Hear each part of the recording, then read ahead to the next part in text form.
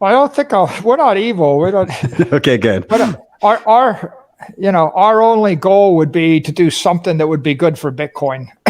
So we found a way. If I could find a metric that would convince every institutional investor to buy more Bitcoin, then I would publish that.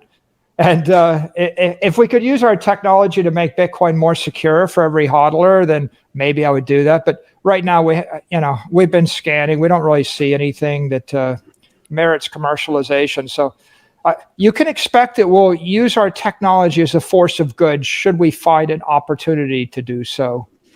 Perfect. I like that answer.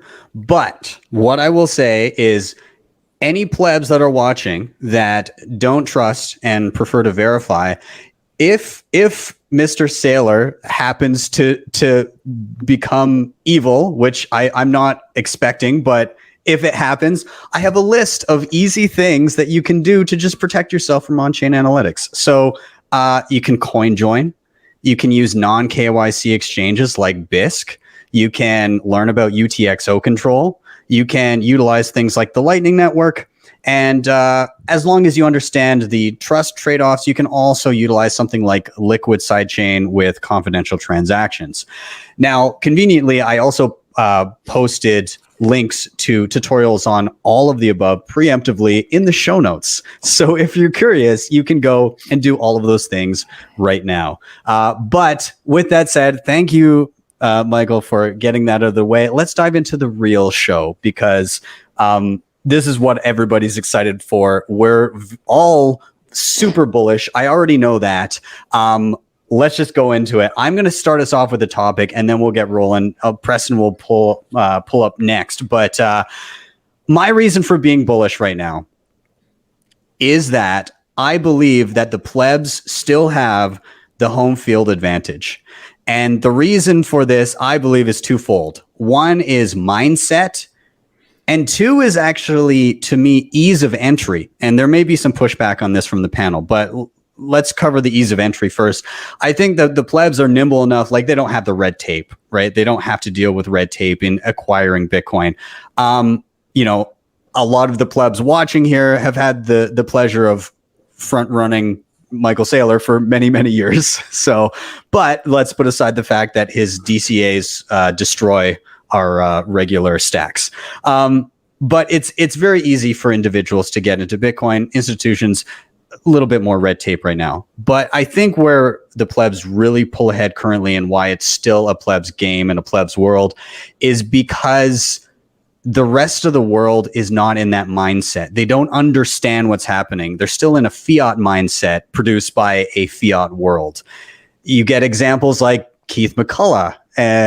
He's trying to time everything. He's talking about quad 4 previously in Michael's interview, which quickly turned into quad poor. You have Jim Cramer bragging about dumping half his stack, selling his funny money for real money just the other day. He's celebrating that. They don't understand the game. The plebs do. It's not about dollar accumulation. It's the only number that matters is how many sats are actually being held. So, I see that Bitcoiners are kind of miles ahead in this line of thinking. And some of the high net worth individuals are just getting to this place. They're just, we see the early inklings of it, but the plebs still have a whole lot of high net worth individuals to front run still.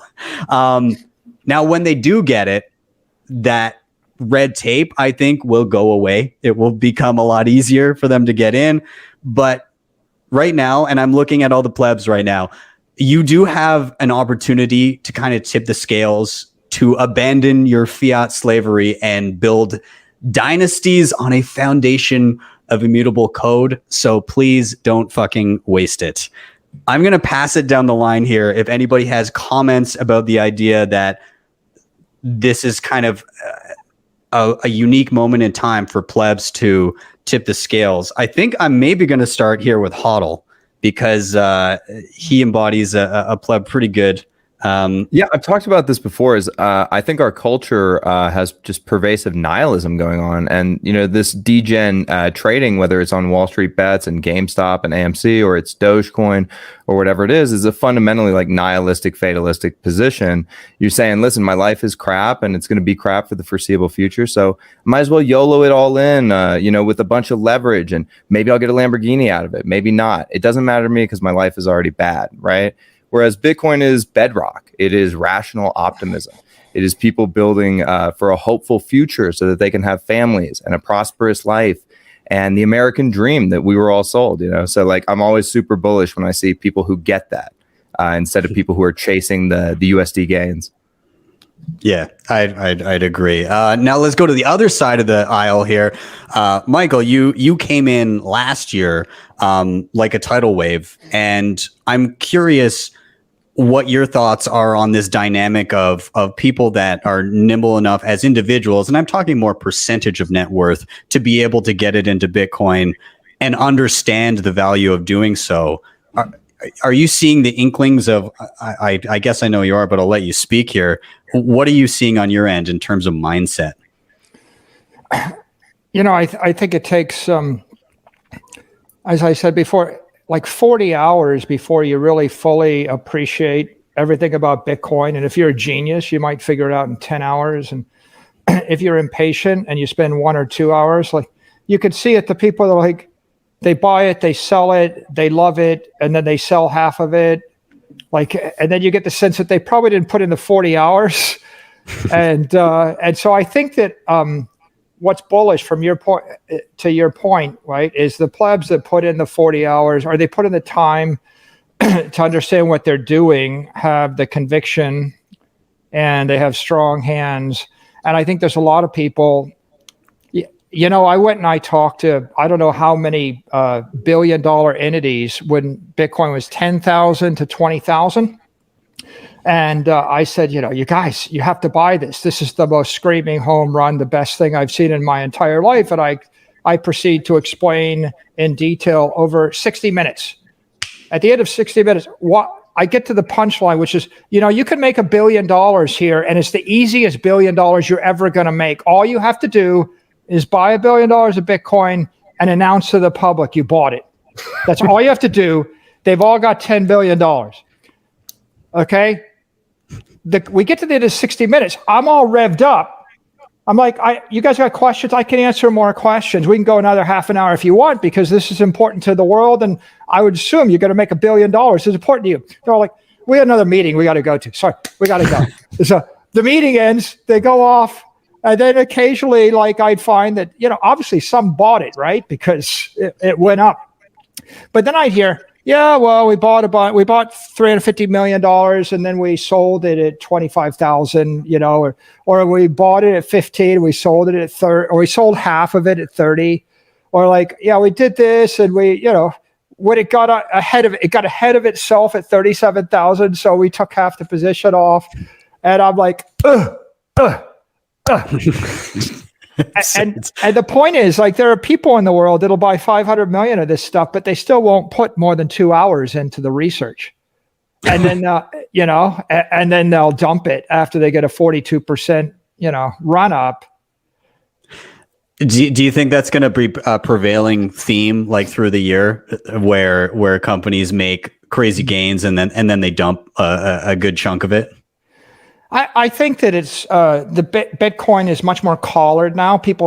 I think it's run up 30%, down 15%, up 40, down 20. It's because these hedge fund and institutional investors that they know enough to know that maybe they should buy some, but they don't know enough to know not to sell it. So I think that they're the ones that they buy in because it's a good trading idea, and then they sell it after it runs up 50% or take half off, and they feel really smart about that. I took half, like I took profits. I took half. I can't remember who said that recently. Somebody said, yeah. And then it comes down again, and they're like, "Well, I sold it at 40,000, but it hit 30,000. I'll buy back in."